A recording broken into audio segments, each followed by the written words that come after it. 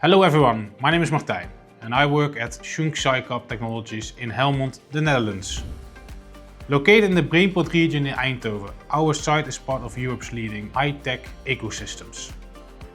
This year we are celebrating our 45th anniversary, a milestone that reflects decades of innovation, expertise and dedication.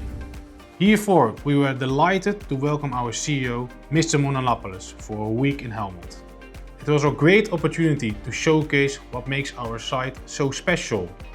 Our technology, our expertise and above all, our people.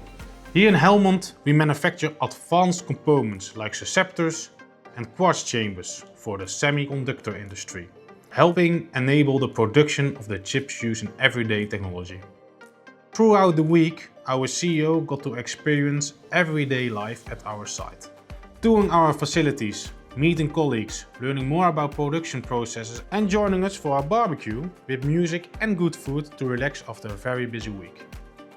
During the town hall meeting, employees heard more about the company's future plan and many took the opportunity to speak with our CEO personally.